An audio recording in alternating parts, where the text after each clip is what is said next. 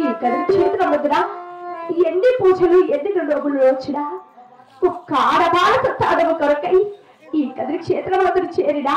నాకు ఆడవాళ్ళ తాళాన్ని ఇవ్వుకున్నావన్నయ్యా అయినను ఒక్కసారి ఈ కథ క్షేత్రం వద్దున